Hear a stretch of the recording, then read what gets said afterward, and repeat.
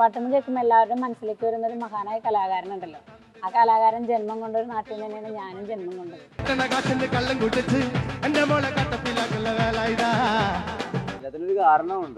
കാരണം ഉണ്ടാവണല്ലോ. കാരണം ഇപ്പൊ ചാലക്കുടി എന്ന് പേരിടാൻ തന്നെ ഒരു കാരണമുണ്ട്. കാരണം ചാലക്കുടി ആക്കുമ്പോൾ ഞാൻ മനുഷ്യനോട് ചോദിക്കുകയും ചെയ്തു, ഞാൻ ചാലക്കുടി എന്ന് പേരിടുന്നുണ്ട് കേട്ടോ, പ്രസിദ്ധ ചേർത്തിട്ട്. അത് ചേട്ടൻ പറഞ്ഞു കുഴപ്പമില്ലടി, ചാലക്കുടിയിൽ ഞാനുണ്ടല്ലോ.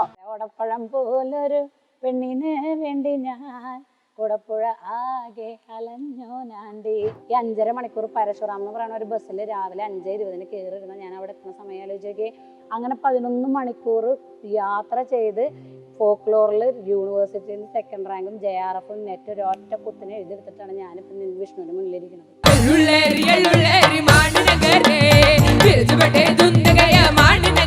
സിത്താരയ്ക്ക് സ്റ്റേറ്റ് അവാർഡ് വാങ്ങിക്കൊടുക്കുന്ന ആദ്യത്തെ പാട്ട് ഏനുണ്ടോടി അമ്പിളിച്ചന്തം. ട്യൂൺ എന്താ, നല്ല നാടൻ മെലഡിയാണ്. ഇപ്പൊ ഞാൻ റിതം പാഡും കീബോർഡും ഒക്കെ വെച്ച് പാടുമ്പോൾ എനിക്ക് ഒരുപാട് വിമർശനം വന്നൊരു കാലഘട്ടം ഉണ്ടായിരുന്നു.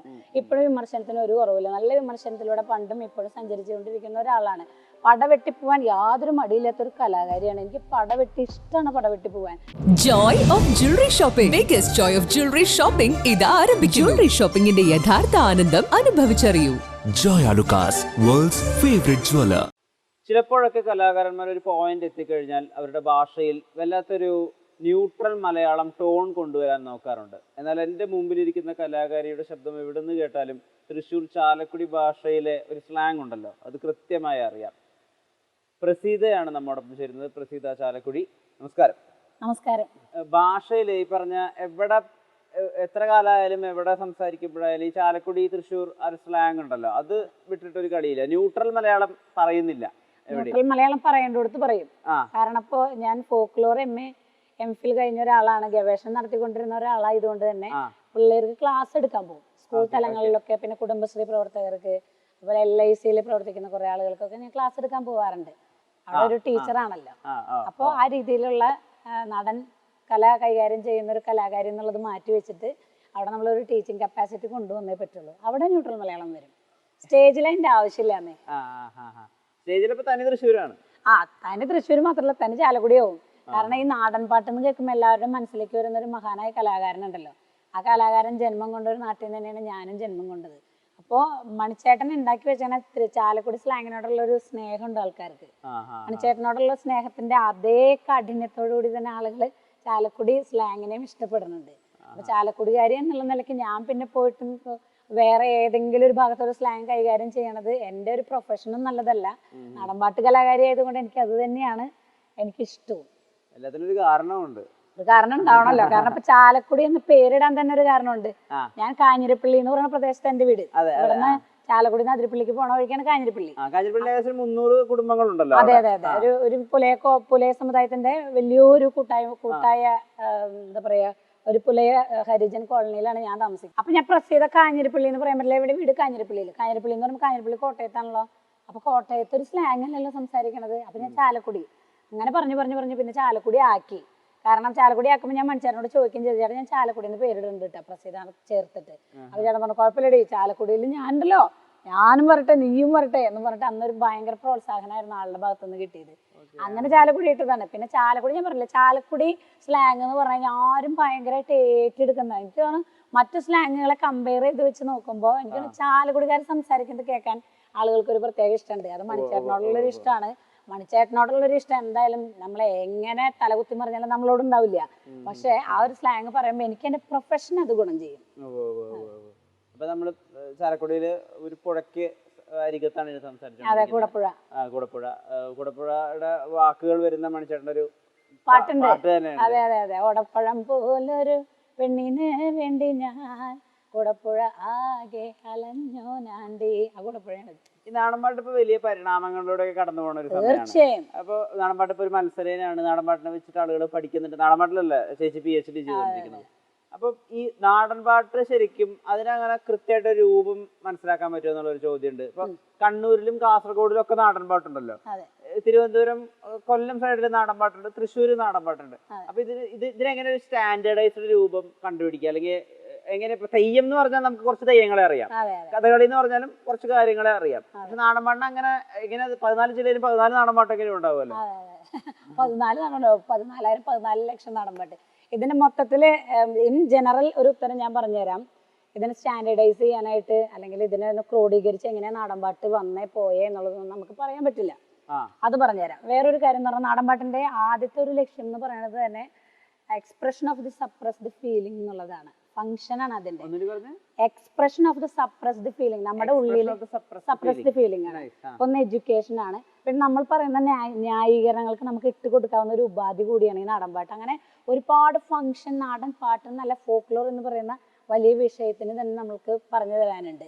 ഇതിലെ ആദ്യത്തെ ഒരു ഫീല് ഞാൻ പറഞ്ഞല്ലോ, ആദ്യത്തെ ഏറ്റവും മെയിൻ ആയിട്ടുള്ള ഒരു ഫംഗ്ഷനാണ് ഈ നമ്മുടെ ഉള്ളില് അടിച്ചമർത്തപ്പെട്ട വികാരങ്ങളുടെ പ്രതിഫലനം എന്ന് പറയുന്നത്. അതിന് ഉദാഹരണം നേരം പോയി പൂക്കൈത മറപറ്റി, നേരം പോയി പൂക്കൈത മറപറ്റി. ഇത് ഈ ഒരു പാട്ടെന്ന് പറഞ്ഞാൽ പണ്ട് കാലത്ത് പാടത്ത് പണിയെടുക്കുമ്പോൾ നേരം പോയിട്ടും പണിയിപ്പിക്കുന്ന പണിയാളന്മാര് എന്ത് ചെയ്യും, അവരുടെ സപ്രസ് ചെയ്തിട്ടുള്ള എക്സ്പ്രഷൻ കാണിക്കുന്നതാണ് പാട്ടിലൂടെ. ഇതൊരു ഫംഗ്ഷൻ ആണെങ്കിൽ വേറൊരു ഫംഗ്ഷൻ അല്ല, വേറെ ഫോക്ലോറിന്റെ ഒരു ക്യാരക്ടറാണ് പരിണാമങ്ങൾക്ക് വിധേയമാണ് എന്നുള്ളത്. ഏറ്റവും വലിയൊരു ഉദാഹരണം പറഞ്ഞില്ലേ, പരിണാമത്തിന് വിധേയമാണല്ലോ എന്ന് പറഞ്ഞു. ആ പരിണാമത്തിന് വിധേയമായി അങ്ങനെ മാറി വരുന്ന വലിയൊരു എക്സ്ട്രീം ലെവലിലാണ് ഇന്ന് നമ്മുടെ കേരളം പോയിക്കൊണ്ടിരിക്കുന്നത്, നമ്മുടെ ഫോക്ലോർ പോയിക്കൊണ്ടിരിക്കുന്നത്. നമ്മുടെ മണിച്ചേട്ടനെ ലോകത്തുള്ള മലയാളികൾ മുഴുവൻ ഏറ്റെടുത്തു.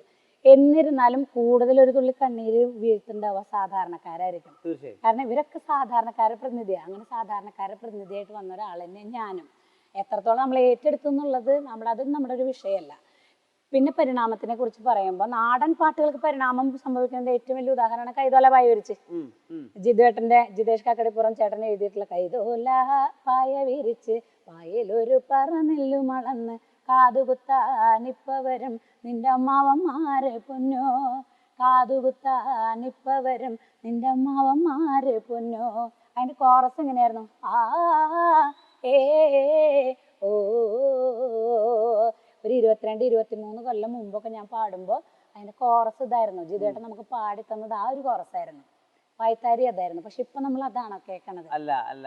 പോകെ ബാൻഡുകൾ വന്നു. തൈക്കുടം ബ്രിഡ്ജ് പോലെയുള്ള ഒരുപാട് ബാൻഡുകൾ വരുന്നു. ആ ബാൻഡുകൾ നാടൻ പാട്ടെടുത്ത് ഉപയോഗിച്ചാലേ ഞങ്ങൾക്ക് മൂവ് ചെയ്യാൻ പറ്റൂ എന്നുള്ളത് മനസ്സിലാക്കിയത് കൊണ്ട് തന്നെ അവർ ഇത്തരം പാട്ടുകൾ എടുക്കുന്നു.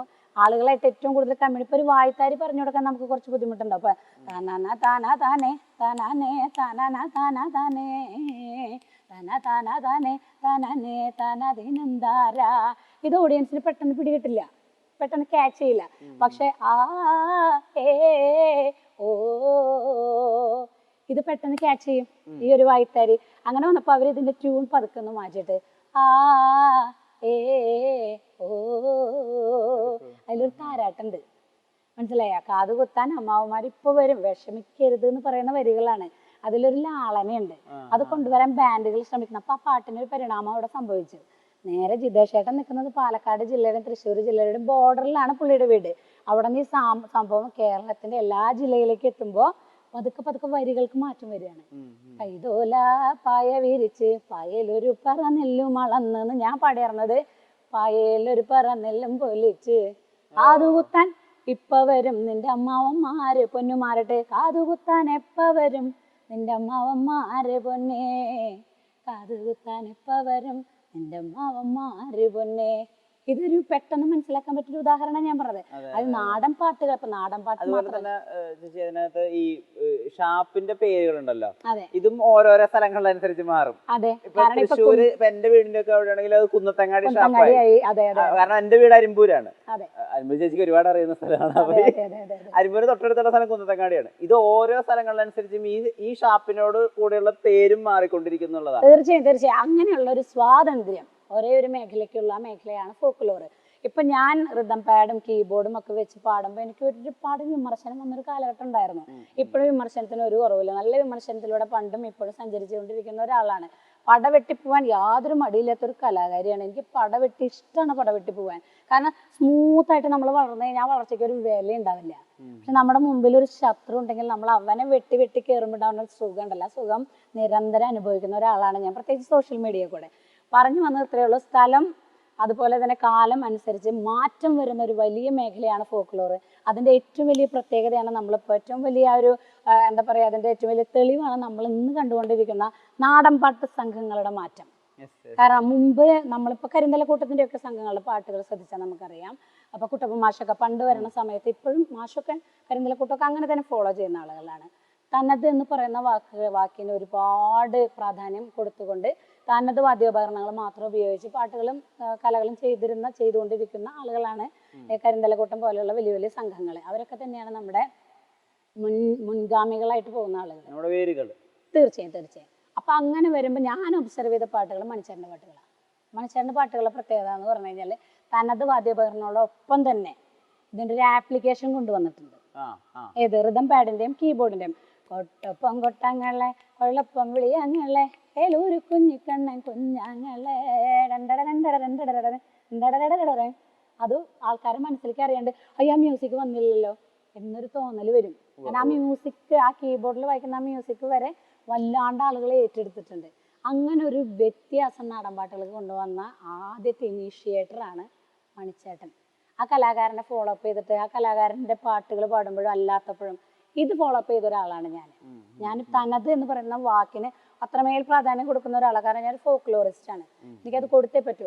പക്ഷെ ഇതെൻ്റെ ജോലിയാണ്. പാട്ട് പാടാന്നുള്ളത് എൻ്റെ പാഷനല്ല, പാട്ട് പാടാന്നുള്ളത് എൻ്റെ അന്ത്യാഭിലാഷമല്ല, ആദ്യാഭിലാഷമല്ല, ഒന്നുമല്ല.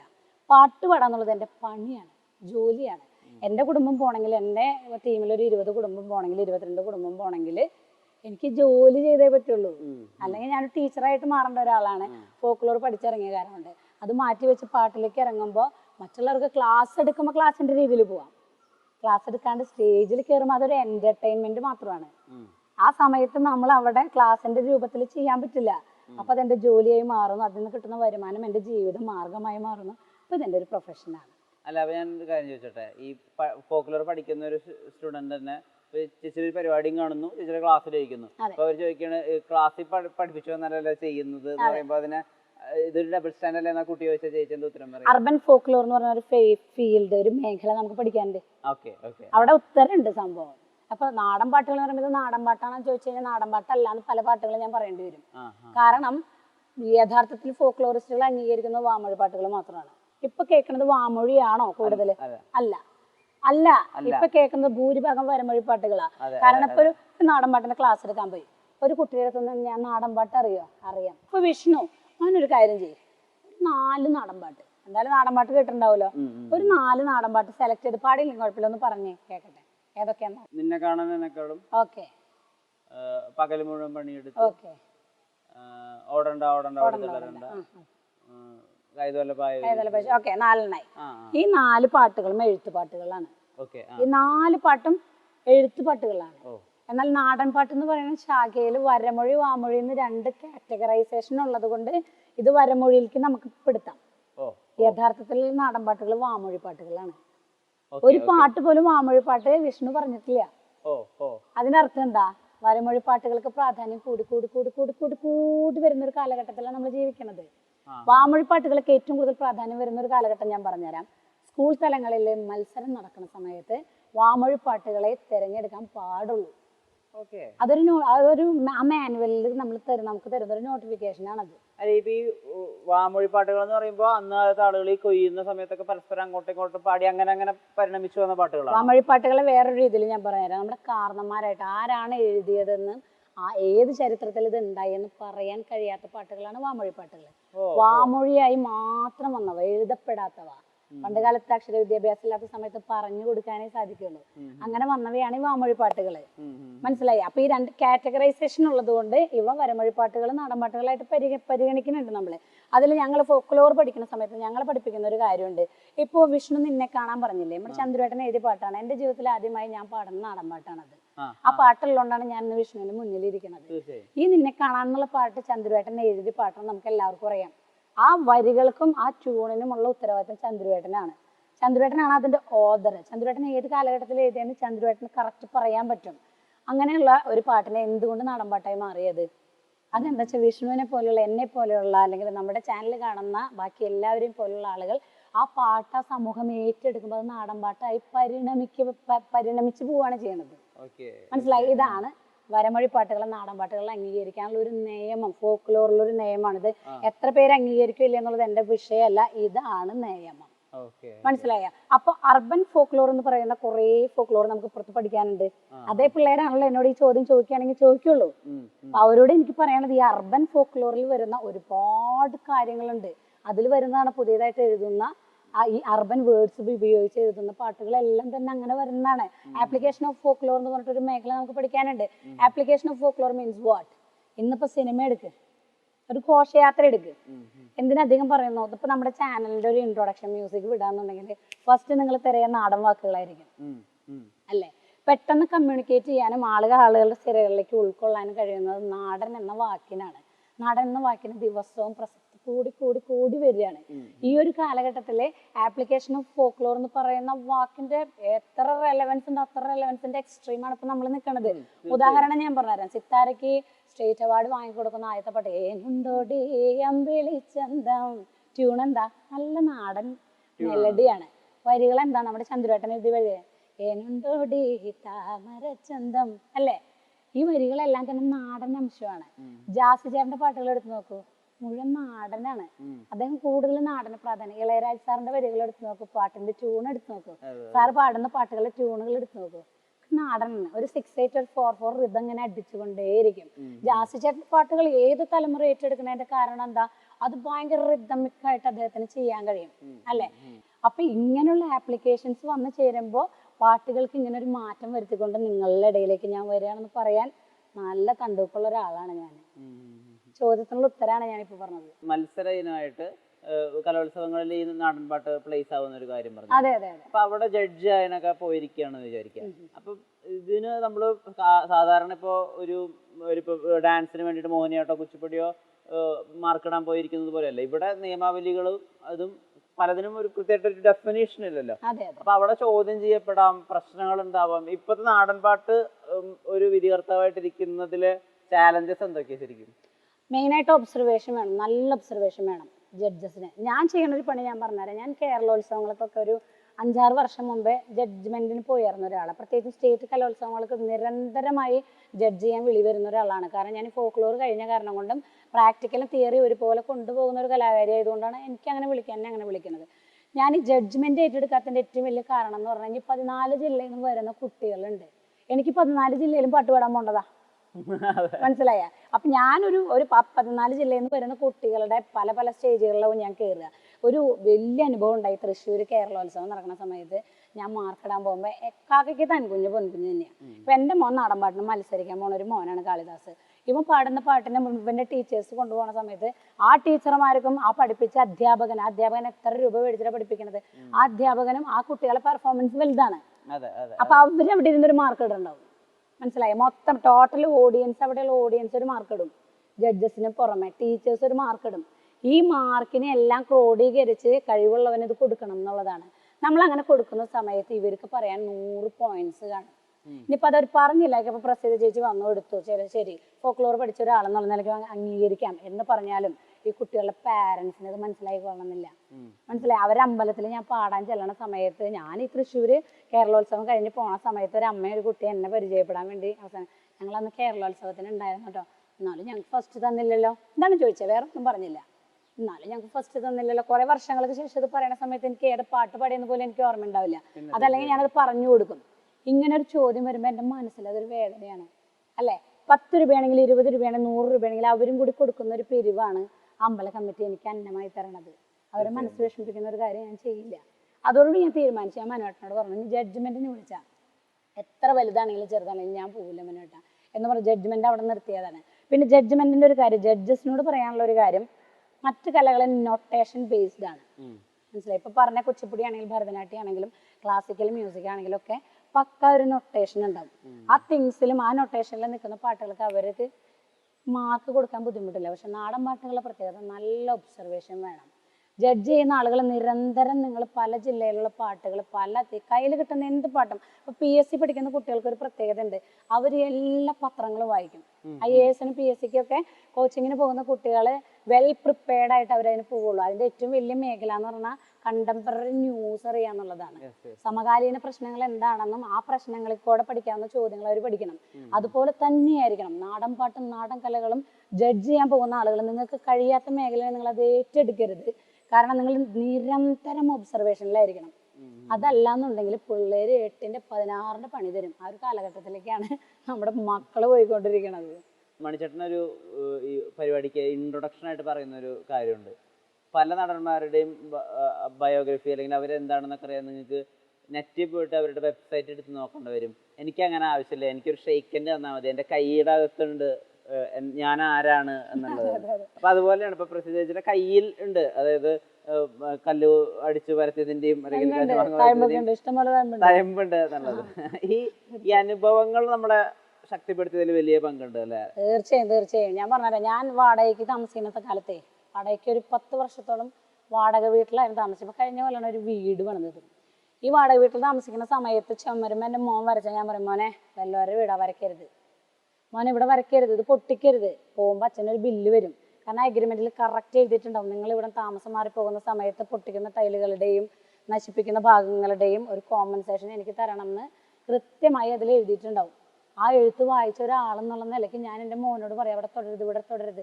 ഇന്ന് എനിക്ക് എൻ്റെ മോനെ നീ എവിടെ വേണമെങ്കിലും തൊട്ടോടാ, അത് നിന്റെ അച്ഛൻ്റെ എന്ന് പറയാനുള്ള ഒരു അധികാരത്തിലേക്ക് ഞാൻ ഇരിക്കണുണ്ടെങ്കിൽ നാളെ ഒരു രോഗം വന്നതൊക്കെ പോട്ടെ വിഷ്ണു, അത് പറയണം. ഇപ്പൊ കലാകാരന്മാർക്ക് വരാവുന്ന ഏറ്റവും വലിയൊരു രോഗം, അതിപ്പോ ഇത് ഈ പോയിന്റ് അവസാനിപ്പിക്കട്ടെ, ഞാനത് പറയാനൊരു വീട് എനിക്ക് ഉണ്ടായെന്നുണ്ടെങ്കിൽ അത് ഞാൻ എൻ്റെ ഈ ഒരു കാര്യം ശ്രദ്ധിക്കാണ്ട് എൻ്റെ ലക്ഷ്യത്തിലേക്ക് മാത്രം കുതിക്കണോണ്ടാണ്. മനസ്സിലായി? എൻ്റെ പഠിപ്പ് പോലും 11 മണിക്കൂർ ഒരു ദിവസം യാത്ര ചെയ്തിട്ട് പഠിച്ചാളാണ് ഞാൻ. ഒരു ദിവസം 11 മണിക്കൂർ യാത്ര ചെയ്യും. ഒരു മനുഷ്യരെ കൊണ്ട് കൂട്ടിയാൽ കൂടോ? ചെയ്യണവരുണ്ടെങ്കിൽ പറയണോട്ടാ, ചെയ്യണവരുണ്ടെങ്കിൽ അവർക്കൊക്കെ ഹാറ്റ്സ് ഓഫ് ആണ്. വിഷ്ണുവിന് പറ്റുമോ അത്? 11 മണിക്കൂർ യാത്ര ചെയ്തിട്ട് കോളേജിൽ പോയിട്ട് തിരിച്ച് പരിപാടിക്കാ പോണത്. വന്ന് റിലാക്സ് ചെയ്ത് കിടന്ന് ഉറങ്ങല്ല. ഇത് കേരളവർമ്മയാണ് പറയുന്നത്? അല്ല, ഞാൻ MA പഠിക്കുന്ന സമയത്ത് വടകരയ്ക്ക്, വാടാനപ്പള്ളി എന്ന് പറയുന്ന സ്ഥലത്തുനിന്ന് വടകരയ്ക്കുള്ള ദൂരം 5.5 മണിക്കൂറാ. ഈ 5.5 മണിക്കൂർ പരശുറാം എന്ന് പറയുന്ന ഒരു ബസ്സിൽ രാവിലെ 5:20 കയറിയിരുന്ന ഞാൻ അവിടെ എത്തുന്ന സമയം ആലോചിച്ചേക്ക് ഒറ്റോട്ടാണ് രജിസ്റ്റർ ഒപ്പിടാനായിട്ട്. കാരണം 10:40 കഴിയുമ്പോൾ 11 മണിക്ക് ആ ഒരു ക്ലോക്ക് അടിക്കുന്ന സമയത്ത് രജിസ്റ്റർ എടുത്ത് വെക്കുക. അതിനുള്ളിൽ എനിക്ക് ഒപ്പിട്ടാലാണ് കണ്ടംനേഷൻ അടയ്ക്കാണ്ട് എക്സാം എഴുതാൻ പറ്റുള്ളൂ. അങ്ങനെ 11 മണിക്കൂർ യാത്ര ചെയ്ത് ഫോക്ലോറിൽ യൂണിവേഴ്സിറ്റിയിൽ 2nd റാങ്കും JRFും നെറ്റ് ഒരു ഒറ്റ കുത്തിനെ എഴുതിയെടുത്തിട്ടാണ് ഞാനിപ്പം വിഷ്ണുവിന് മുന്നിലിരിക്കുന്നത്. മനസ്സിലായ? അപ്പൊ ആ ഒരു കോൺഫിഡൻസിലേക്ക് നമ്മൾ വളരണം എന്നുണ്ടെങ്കിൽ നമ്മൾ ഒന്നുമില്ലായ്മയെന്ന് ഉണ്ടാക്കി തുടങ്ങണം. ഒന്നുമില്ലായ്മയെന്ന് ഉണ്ടാക്കുന്ന സമയത്തുണ്ടല്ലോ, ഇത് ഒന്നുമില്ലാണ്ടായാലും ഒന്നും തോന്നില്ല, പിന്നെ ഉണ്ടാക്കാലോ. മനസ്സിലായ? ഇപ്പൊ ഞാൻ താമസിക്കുന്ന ഒരു വീട് ഞാൻ പറഞ്ഞു, ഭയങ്കര അഭിമാനമാണ്. ഇത് വീട് താമസിച്ചിട്ട് അന്ന് രാത്രി എൻ്റെ മനുവായിട്ട് ഞങ്ങളുടെ ഹാളിലൊരു കിടപ്പ് കിടന്നു. സത്യമായിട്ട് ആ വീടിന്റെ ഹാളിൽ കിടന്നിട്ട് മുകളിലേക്ക് നോക്കിയിട്ട് ഞാൻ എൻ്റെ മനുവായിട്ടാണ്, നമ്മുടെ വീട് മനുവായിട്ടാ, നമ്മുടെ വീട്, ഞങ്ങളുടെ രണ്ടാളുടെ വീടാണത്. മനസ്സിലായി? ആ വീട് നാളെ ഒരു വയ്യായി വന്ന് വിൽക്കണം. കാരണം കലാകാരന്മാർക്ക് ആ പോയിന്റിലേക്ക് വരാം. കലാകാരന്മാർക്ക് വരാൻ പോകുന്ന രോഗങ്ങൾ ആരും പേടിപ്പിക്കല്ല. കൃത്യമായ ഭക്ഷണമില്ല. വെളുപ്പിന് 4 മണിക്കൊക്കെ ചെന്ന് കിടന്ന ഞാൻ എണീക്കുന്നത് ഉച്ച കഴിഞ്ഞ് 2:30-3 മണിക്കാണ്. ഈ സമയത്തിനുള്ളിൽ എൻ്റെ ശരീരത്തിൽ ഒരു തുള്ളി വെള്ളം പോലും പോണില്ല. ഡീഹൈഡ്രേഷൻ്റെ ഉസ്താദാണ് ഞാൻ. മനസ്സിലായി? ആ സമയത്ത് ആമാശയം ഇങ്ങനെ കൊതിക്കേണ്ടത് എന്തെങ്കിലും ഒന്ന് വന്നെങ്കിൽ ദയിപ്പിക്കായിരുന്നു എന്ന് വിചാരിച്ചിട്ട് ഒന്നും കിട്ടാനില്ല. ആ സമയത്ത് എഴുന്നേറ്റ് കഴിഞ്ഞാൽ വൈകുന്നേരം സ്റ്റേജിൽ കയറുമ്പോൾ ആവതുണ്ടാവില്ല, സ്പ്രിങ് പോലെ ചാടാൻ പറ്റില്ല. ഒരു സ്റ്റേജിൽ സ്പ്രിങ് പോലെ ചാടിയില്ലെങ്കിൽ 10 സ്റ്റേജ് എനിക്ക് നഷ്ടപ്പെടും. കാരണം ആ സ്റ്റേജ് കാണാൻ പല ഏജൻസ് വരും, പല കോർഡിനേറ്റർമാർ വരും. ഈ ജനങ്ങൾ തന്നെ സപ്പോർട്ട് ചെയ്ത് പല സ്റ്റേജുകൾ എനിക്ക് കിട്ടേണ്ടതാണ്. കിട്ടാതിരിക്കാൻ പാടില്ല. അതുകൊണ്ട് ശരീരത്തിൻ്റെ ക്ഷീണം മാറ്റി വെച്ചിട്ടാണ് കിടന്നുറങ്ങണത്. മനസ്സിലായി? അപ്പോൾ വരുന്ന രോഗങ്ങളൊന്നും ആലോചിക്കും. ഒന്ന് മെയിനായിട്ട് അൾസർ, രണ്ടാമത് കിഡ്നി ഇടിച്ചു പോകും വെള്ളം കുടിക്കാണ്ട്, മൂന്നാമത് ഭക്ഷണമില്ല. മനസ്സിലായ? ഇതെല്ലാം കൂടി വരുമ്പോൾ കലാകാരന്മാർക്ക് വരാൻ പോകുന്ന മാരക രോഗങ്ങളാണ്, ചെറിയ രോഗങ്ങളൊന്നുമല്ല. പുറത്തെ ഭക്ഷണമാണ് ഫുള്ള് നമ്മൾ ഈ പറഞ്ഞ പോലെ പല രീതിയിലുള്ള കെമിക്കൽ അടങ്ങിയിട്ടുള്ള ഹോട്ടൽ ഭക്ഷണങ്ങളാണ് കഴിക്കാൻ പോണത്. അപ്പൊ ഇതെല്ലാം കൂടി നോക്കുമ്പോൾ ഉണ്ടാക്കി വെച്ചതൊക്കെ ആശുപത്രി കൊണ്ട് കളയാൻ അധികം നേരമൊന്നുമില്ല. മതി. സിനിമാ സംഗീതത്തിലേക്ക് കൂടി വരണമല്ലോ. അപ്പോൾ സിനിമാ സംഗീതത്തിൽ സിനിമയിൽ പാടിയിട്ടുള്ള നാടൻ പാട്ടുകളുടെ വൈബുള്ള പാട്ടുകളുണ്ട്. ഉള്ളല്ലേരി എന്ന് പറയുന്നത് ഇപ്പോൾ നോക്കൂ, നമ്മൾ ടൂർ പോകുന്ന സമയത്ത് ആളുകൾ തുടങ്ങുന്നത് ഇപ്പോൾ വേൽമുരുക ഹരോഹരയിലാണെങ്കിലും ആ സെറ്റ് ഓഫ് പാട്ടുകളിൽ ഒരു പ്രസിദ്ധേച്ചിയുടെ പാട്ടുണ്ട് ഉള്ളേരി എന്ന് പറയുന്നത്. അത് ഉണ്ടാക്കിയ ഓളം അല്ലെങ്കിൽ അത് ആളുകൾക്ക് ഉള്ള ഇഷ്ടം, അതിനുള്ള വ്യൂസ്, ക്രോർസ് ആണ് അതിനുള്ള വ്യൂസ്. പുറത്തുള്ള അതിന്റെ റിയാക്ഷൻസ് ചെയ്യണ പോലും കുറെ പുറത്തുള്ള ഫോറിനേഴ്സ് ഒക്കെ അത് കണ്ടിട്ട് വൈബ് ചെയ്യുന്ന ഒരുപാട് വിഷ്വൽസ് കണ്ടിട്ടുണ്ട്. ശരിക്കും ആ പാട്ട് അവിടെ ലഭിച്ചത് പോലും പ്രത്യേകിച്ച് അങ്ങനെ വേറെ വർക്കൊന്നും ഇല്ലാത്ത ഒരു പ്രത്യേക സമയത്താണെന്നാണ് എൻ്റെ ഒരു അറിവ്. എങ്ങനെ ഈ ഉള്ളേരി എന്നുള്ള പാട്ടും ആ പാടാൻ പോയ ദിവസവും അതൊക്കെ ഓർമ്മയുണ്ടോ? ഈ കൊറോണ അനുഭവിച്ച് വന്ന കുറെ കലാകാരന്മാരെ സംബന്ധിച്ച് അവർക്ക് എന്ത് തന്നെ കണ്ടാലും ഭയങ്കര ബ്ലിങ്കസി ഒന്നും ആവില്ല. കാരണം ഏറ്റവും പട്ടിണിയുടെ ഏറ്റവും താഴത്തെ ലെവലിൽ എത്തിയിട്ടാണ് പിന്നെയാണ് അന്നം മുട്ടാണ്ട് ജീവിച്ചു പോണത്. അതായത് ഒരാൾ മരിച്ച് ജീവിക്കാന്ന് പറയില്ലേ, ആ ഒരു കാലഘട്ടം കഴിഞ്ഞിട്ടാണ് പല കലാകാരന്മാരും കയറി വന്നത്. കാരണം ലോണുകൾ മൊത്തം മുടങ്ങി. വാടക വീടാണെന്നുണ്ടെങ്കിൽ എൻ്റെയൊക്കെ 3 കൊല്ലത്തെ വാടകയാണ് ഞാൻ അടയ്ക്കാണ്ട് കിടന്നത്. ആ 3 കൊല്ലം അപ്പൊ എല്ലാവരും ചോദിക്കും അത്ര നാളും പരിപാടി ഉണ്ടായത് എന്ത് ചെയ്തു എന്ന്. അത്ര നാളും പരിപാടി ഉണ്ടായിരുന്ന കാശ് കൊണ്ടാണ് അപ്പുറത്തെ സ്ഥലം വാങ്ങിയത്. ആ സ്ഥലം വാങ്ങിയിട്ടോടുകൂടി ആകെ ദരിദ്രയായി പോയി. ആ സമയത്താണ് എള്ളുള്ളേരി വരണേ. എള്ളുള്ളേരി വന്നിട്ട് എറണാകുളത്തേക്ക് പോണ കയ്യില് 10 കാശുണ്ടാ. അവസാനം ഞാൻ എൻ്റെ അമ്മായിമ്മ ഉണ്ടല്ലോ, അമ്മയുടെ ചികിത്സകൾ മൊത്തം നമ്മളിങ്ങനെ നമ്മുടെ കയ്യിലുള്ള സമയത്ത് നമ്മളാണ് ചെയ്യണേന്ന് അമ്മയ്ക്ക് നല്ല ബോധ്യമുള്ളതുകൊണ്ട് അമ്മ മക്കളൊക്കെ കൊടുക്കുന്ന ചെറിയ ചെറിയ തുകയൊക്കെ എടുത്ത് വെക്കും. എടുത്ത് വെച്ചിട്ട് ഇടയ്ക്ക് ഞാൻ ചെല്ലുമ്പോൾ അത് എടുത്തിങ്ങോട്ട് തരും. വീട്ടിലുള്ളവർ ഇപ്പൊ ചിലപ്പോ അറിയും ഇന്റർവ്യൂ ഉണ്ടായി അവര് കാണാണ്ട് അമ്മ പതുക്കെ പെൻഷനൊക്കെ കിട്ടല്ലോ, അതും പിന്നെ കുടുംബശ്രീയിൽ വെക്കുന്ന കാശിന്റെ ചില ലോണുകളൊക്കെ എടുത്തിട്ട് എന്തെങ്കിലും ഇങ്ങനെ തരും. ഇത് കൊണ്ടുപോയി അടക്കിയിട്ട് മോളെ ഇതങ്ങനെ ചെയ്യട്ടോ, മനോജ് അറിയണ്ട. അപ്പോഴമ്മ അതാ പറയാം മനോജ് അറിയണ്ട എന്ന് പറഞ്ഞിട്ട് എൻ്റെ തരിക. ഈ പൈസ എടുത്ത് വെച്ച് ഒരു മരുന്ന് മേടിക്കാൻ തന്ന പൈസയിൽ ഒരു 700 രൂപ ബാക്കി ഉണ്ടായിരുന്നു. 2000 രൂപ വന്നിട്ട് 1300 ആയുള്ളൂ. 700 രൂപ ബാക്കി ഉണ്ടായി. ആ 700 രൂപയ്ക്ക് ഞാൻ തറവാട്ടിൽ എൻ്റെ അമ്മോട് പറഞ്ഞു, അമ്മ ഈ 700 രൂപയ്ക്ക് ഒന്ന് എറണാകുളത്ത് പോവുകയാണെങ്കിൽ ഒരു സിനിമാ പാട്ട് കിട്ടും, ഇന്ന് ഞാൻ പൊക്കോട്ടെ എന്ന് ചോദിച്ചു. പറഞ്ഞു അന്ന് നീ അത് എടുത്തോ എന്ന് പറഞ്ഞിട്ട് ആ കാശ് കൊണ്ടാണ് ഞാൻ എറണാകുളത്ത് പോയി പാടുന്നത്. ജസ്റ്റിൻ്റെ അവിടെ സ്റ്റുഡിയോ പോയി പാടുന്നത്. അങ്ങനെ കിട്ടിയൊരു പാട്ടാണ്. അതിന്റെ പിന്നില് എൻ്റെ അമ്മയുടെ എന്താ പറയുക അധ്വാനാണ്. ഒരു ലെവലിലെത്തി അല്ലെങ്കിൽ നമ്മുടെ സംഭവമാണ് ഈ അഹങ്കാരം തോന്നുക എന്ന് പറയുന്ന ഒരു ഏരിയ. അതെ അതെ അതെ ഉണ്ട്. അതിലൂടെ കടന്നു പോയിട്ടുണ്ടോ? മൊത്തം ഈഗോ കൊണ്ട് നിറഞ്ഞൊരു സന്ദർഭം ഉണ്ടായിട്ടുണ്ടോ? എൻ്റെ പൊന്നെ, ഞാൻ ചില പരിപാടി സ്ഥലത്ത് കഴിഞ്ഞ ദിവസം ഉണ്ടായ ഒരു അനുഭവം പറഞ്ഞു. വിഷ്ണു ചോദിച്ചത് നന്നായിട്ടാ. കഴിഞ്ഞ ദിവസം പരിപാടി സ്ഥലത്ത് ചെന്നപ്പോ ഉണ്ടല്ലോ ഒരു കുട്ടി പാടാണ്ട്. എവിടെയാണ്? അബുദാബിയിൽ പയ്യന്നൂരിൽ ഒരു പാട്ടുകാരുണ്ടായി പാടാൻ. അപ്പൊ ഞാൻ പേരൊന്നും പറയണില്ല. എയർപോർട്ടിൽ ഇങ്ങോട്ട് ഇറങ്ങി വന്ന എല്ലാവരും ഞങ്ങൾ കുറച്ചു നേരം വെയിറ്റ് ചെയ്തിട്ടാണ് അവരൊക്കെ വരണം നോക്കിയിരുന്നിട്ടാണ്. അവരിങ്ങോട്ട് വന്നൊക്കെ എല്ലാവരും കെട്ടിപ്പിടിക്കുന്നു, സ്നേഹം പങ്കുവയ്ക്കുന്നു. കുറെ നാൾ കൂടിയൊക്കെ കാണുമ്പോൾ ഉണ്ടാവണേ ഒരു നീളത്തിലൊരു പയ്യനുണ്ടായിരുന്നു. പേര് ഞാൻ പറയണേ ഇല്ല കേട്ടോ. നടന്നിങ്ങോട്ട് പോയി വണ്ടിയിൽ കയറി കുറച്ചു നേരം തമാശ. കുറെ കാലം കൂടി കാണുമ്പോൾ പോട്ടൂല തമാശകൾ. ആ കഥ അറിഞ്ഞോ, നിങ്ങൾ ഇതറിഞ്ഞോ അതറിഞ്ഞോ, ചിരിച്ച് പിറ്റേ ദിവസം പാട്ട് പാടാൻ പറ്റുമെന്ന് പേടിയായി തുടങ്ങി എനിക്ക്. അമ്മാര് ചിരിച്ച് ഹോട്ടലിൽ ചെന്ന് ഇറങ്ങിയ സമയത്ത് മോനെ വാടാ കയറിടാ പെട്ടിരിക്കടാ ഉണ്ണിയാ പറഞ്ഞിട്ട് ഞാനിത് പറയണ സമയത്ത് ആ കുട്ടി എന്നോട് പറഞ്ഞൊരു വാചകമുണ്ട്. ചേച്ചി സത്യം പറഞ്ഞു കഴിഞ്ഞാൽ ചേച്ചി ബ്രോഷറിലെ ഫോട്ടോസും ഒക്കെ കാണുന്ന സമയത്ത് ചേച്ചിക്ക് ഭയങ്കര ഹുങ്കെന്ന് ഞാൻ വിചാരിച്ചിട്ടുണ്ടായിരുന്നു. അപ്പൊ ഞാൻ ചോദിച്ചു, ഒരാളുടെ ഫോട്ടോ നോക്കിയിട്ട് ഒരാളുടെ സ്വഭാവം അളക്കാൻ പാടുണ്ടോ? മനസ്സിലായി. അപ്പൊ ഈ കുട്ടി ഇത് പറഞ്ഞ വഴിക്ക് ഞാൻ പറഞ്ഞു, മോനെ ഇത് എങ്ങനെ വിലയിരുത്താം? ഇനി വരുന്ന തലമുറയ്ക്ക് കവിത. ഞാൻ പല ഇന്റർവ്യൂവിലും പറഞ്ഞിട്ടുള്ള ഒരു കാര്യം പറഞ്ഞാൽ, കവിത പാടാൻ പോയിട്ട് ഇറങ്ങിയിട്ട് വാതിലിന്റെ മുന്നിൽ നിന്നപ്പോൾ കുറേ പേര് നടന്നുകൊണ്ട് അതിലൊരു സാറ് എന്നോട് വന്നിട്ട് പറഞ്ഞു, എനിക്ക് ആളെ ഞാൻ പിന്നീട് കണ്ടാൽ പോലും എനിക്ക് അറിയാൻ പാടില്ല. പുള്ളി എന്നോട് പറഞ്ഞു, കുറച്ച് വിദ്യാഭ്യാസം കൂടി ഉണ്ടായിരുന്നെങ്കിൽ പ്രസീത എവിടെ എത്തിയേനെ? ഒരു ചോദ്യം ചോദിച്ചു. ആ സമയത്ത് കലാമണ്ഡലത്തിൽ PhDക്ക് ജോയിൻ ചെയ്തിട്ട് 2nd ഇയർ ആയിട്ടുള്ളൂ. കേന്ദ്ര ഗവൺമെന്റിന്റെ UGC ഫെലോഷിപ്പ് മേടിച്ചിട്ട്. മനസ്സിലാക്കണം, കേന്ദ്ര ഗവൺമെന്റ് UGC ഫെലോഷിപ്പ് മേടിക്കുന്ന കലാമണ്ഡലത്തിലെ ഒരേ ഒരു സ്റ്റുഡന്റ് ഞാനാണ്. ആദ്യത്തെ സ്റ്റുഡന്റ്. JRF കിട്ടിയിട്ടുള്ള ഫസ്റ്റ് സ്റ്റുഡന്റ് ഇൻ കലാമണ്ഡലം ഞാനാണ്. ഇതിൽ നിൽക്കുന്ന സമയത്താണ് എന്നോട് ഇദ്ദേഹം ഞാൻ പാടിച്ചിട്ട് ഇറങ്ങി വരുമ്പോൾ ഇത്തിരി വിദ്യാഭ്യാസം ഉണ്ടായിരുന്നെങ്കിൽ പ്രസീത എവിടെ എത്തിയേനെന്ന് ചോദിച്ചത്. മനസ്സിലായ? അദ്ദേഹം അളന്നത് എന്തായിരിക്കും?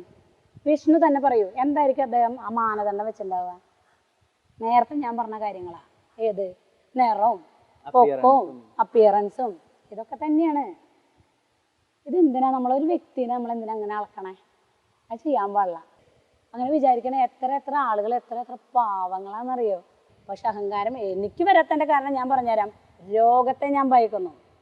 അസുഖം എന്നും പ്രസീത പേടിക്കുന്ന ഒരേ ഒരു കാര്യമുള്ളൂ, അത് അസുഖമാണ്. വേറെ ഒരാളും പ്രസീത പേടിക്കില്ല, ഒരാളും പേടിക്കില്ല, ആരും എന്ത് പറഞ്ഞാലും പേടിക്കില്ല. പക്ഷെ അസുഖം ഞാൻ പേടിക്കും.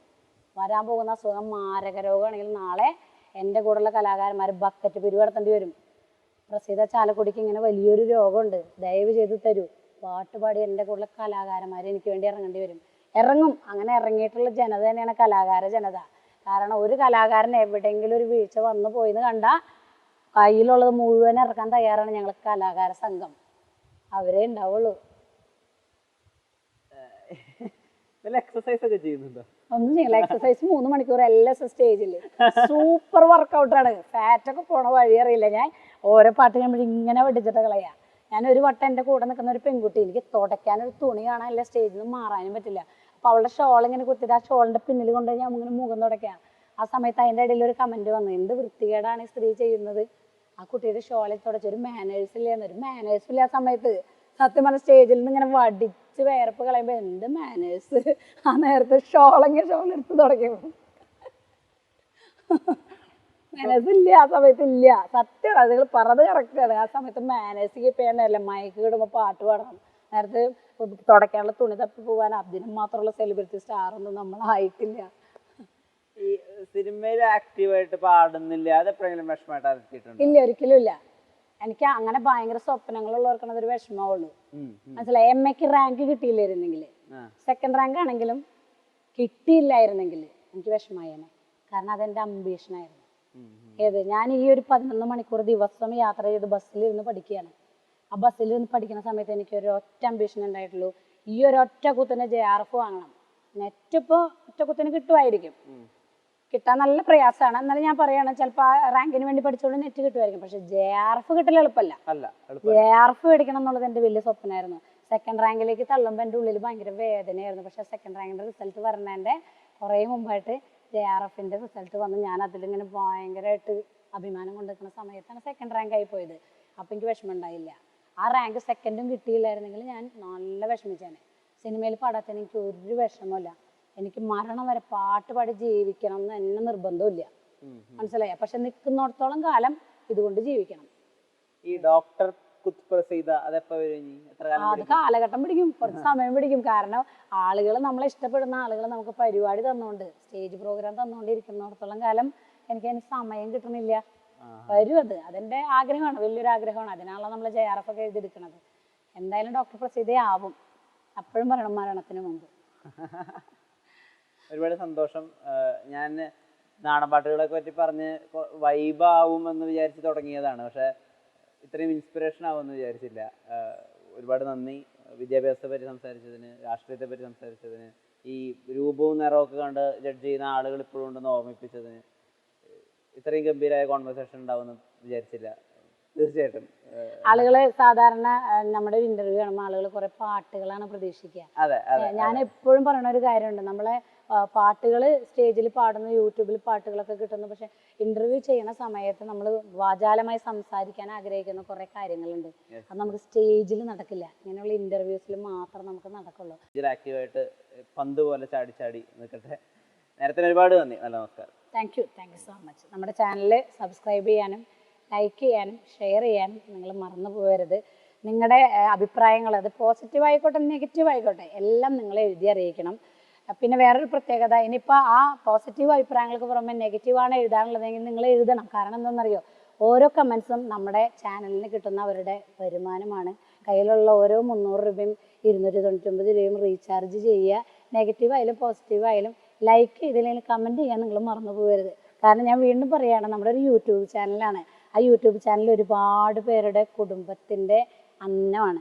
അത് നിങ്ങൾ ചെയ്യുന്ന ഏറ്റവും വലിയ ഉപകാരമാണ്. അടിച്ചു വിടങ്ങട്ട് പടകി. Joy of Jewelry Shopping. Biggest joy of jewelry shopping ഇതാ ആരംഭിക്കുന്നു. Jewelry shoppingന്റെ യഥാർത്ഥ ആനന്ദം അനുഭവിച്ചറിയൂ. Joy Alucas, world's favorite jeweler.